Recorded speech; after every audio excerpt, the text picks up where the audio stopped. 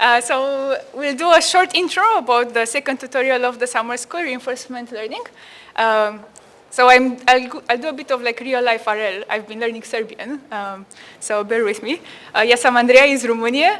Drago mi je da sam ovde. And that's... So the super complex phrase I said, I am Andreea, I'm from Romania. I work for isomorphic labs. I do drug discovery with machine learning nowadays. And this is my colleague, Ognjen.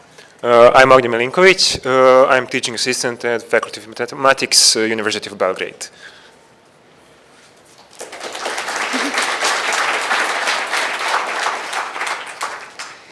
Yeah, so what we'll be doing for the next 2 hours, we'll start with like an intro to policy-based RL. You already saw some RL, but it was some value-based. So this will be like starting from the basics, really. If you've already seen RL, then you might get a bit bored at the beginning, but it gets interesting. We'll start with like the setup, installation, you know, like the tedious, we have to set up everything. And then the first part, we'll have like a simple agent that uses reinforce, which is like the basic block where everybody in RL starts with policy-based. Then we'll do in the second part, we'll move to more complex agents that you can use in like more complex and more interesting environments. So we'll talk about values, advantages, entropy, and how you can make agents better by using these things. So some cases that people use nowadays are like A to C and PPO. And then in the last part, which is like the more like topical thing nowadays, we'll talk about LLMs. So we'll talk about like how you can fine-tune GPT-2 to give more positive, like movie-like reviews by using like a IMDb sentiment analysis classifier as a reward function. So yeah, the logistics, the tutorial introduction, which I think should have been done by now. So will not take too much of your time. Then you'll break out into groups and you'll each head to your own respective groups and rooms. So seek out your relevant TAs. Ognjen will show you at the end, like in what order and where to go, sort of. And then start working on the tutorial collab. So this is like going to take something like an hour and a half.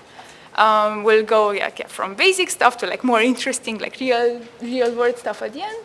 And yeah, discuss with your TAs. There's also like a Slack channel, so you can ask questions there too. And at the end, yeah, we'll just have the wrap up at 6 and then head to the poster sessions. So what is reinforcement learning? You already know by now, but I'll just give you some applied examples. So you probably heard of like AlphaGo or AlphaZero. This was like a super big thing for RL at the time, where you had like an RL agent play very well, like beating world champions in like chess, shogi, and Go.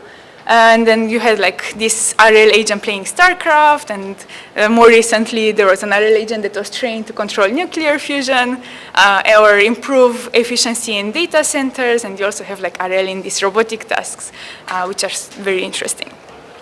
So what do these things have in common? Well, they all, like the problem we care about in RL is the problem of sequential decision making. So the agent needs to learn what to do by trial and error. Sort of like me trying to speak Serbian. Its actions are reinforced by reward.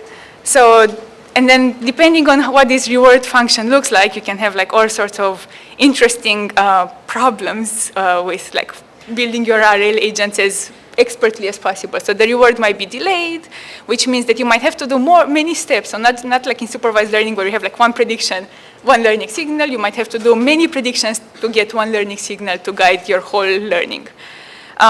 This is like sort of, at some point you have to start thinking about like trading off short-term and long-term consequences. So these are some things that are sort of core to RL and that we think about. And then sometimes agents might need to do apparently suboptimal actions to get to like some better outcome in the end. So this, you can also think of this as like a trade-off between exploration and exploitation.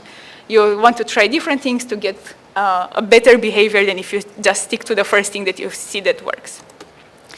And now let's put this into like a formal framework. So we usually when we talk about RL, we start talking about Markov decision processes, and we define our problem as a state space. So this is like referred to as a set of S, usually the action space. A transition function, so what happens when you're in a state, you take an action, like what will be the state you reach, you get to, and then a reward function. So if you're in a state and you take an action, what will be the reward you receive?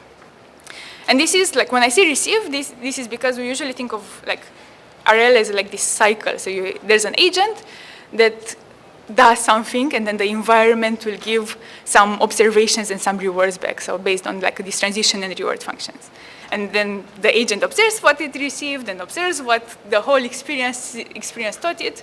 And then it adapts what the actions are. So it tries to get more and more reward, higher and higher reward. So what the solution we're looking for is learning a policy. So learning like how to behave. And this is usually like described as you're in a state. What is the action that you should take, you're most likely to take based on your policy? And this is learned from experiences, so these trajectories. And it just says, like which action should I do in this state? So usually like we think of like the policy as the part that RL tries to figure out. And this is like what we're learning really. So we'll assume that a policy is defined over some real parameters. So we can start thinking of neural networks basically. Like our policy is a neural network. This is like what most of the time you'll see in deep RL. And the policy gives probabilities for each action. So based on your state and your current parameters of your network, what are the probabilities for each action? And like what should you do based on that? As their probabilities, they should sum up to 1. And that's pretty much what there is to know about the policy. So then the goal with this policy is to choose some parameters. So we'll keep refining our parameters so that we maximize the expected cumulative reward, or return in fewer words. And yeah, we're basically looking for like the argmax that optimizes this expected thing. And then because we are in deep RL land, we'll design the policy so that it is differentiable according to each parameters. Then we can compute gradients, and then we can do gradient descent. So this brings us into like familiar land. And now I'll let Ognjen talk about how this looks in practice, and that's exactly what you'll be doing for the rest of the 2 hours. Yeah, so there are 3 parts, as we can see, we need to do to successfully train our RL agent. First, we need to define training loop. So as in every ML task, we'll have some loop, we will update parameters inside it. The second thing is we need to implement policy, or neural network, as Andreea said, that will give us probability distribution over actions. And lastly, we need to implement our agent, or the thing that's really responsible for updating our parameters. So for example, we will implement reinforce agent, A to C, and PPO in this tutorial. And we will see some code blocks that you will recognize when you start coding. The first is training loop. So as you can see, number of updates is introductional ML, for example, in supervised learning. That would be number of inputs you're training your model for. We gather some experience. For example, we run through our environment some number of times. That's the episode per batch thing. And then in the inner loop, we have just interaction with environment. You'll also need to implement that. Interaction with environment will be just sample action from probability distribution that your agents gives you. Okay. The policy will be simple. That will be just torch model that will give you, you will need to implement forward pass that will give you the probability distribution for some observation. Okay, or if it's, for example, A to C or PPO, you will also need to have some value estimates, but you'll see that in notebooks. I hope all will be clear. And lastly, the most complex part is implementing the agent. You will need to implement update function that will calculate the loss function for different algorithms, as well as forward. That should be simple. If you have policy, just sample the action you actually want to take in the environment. Okay, and the last part, in RL task, you want to maximize something, what you want to maximize is discounted sum of rewards, and you will calculate that with different functions depending on if you do temporal difference or not. I think Hazma talked a lot about that, so thanks to Hazma.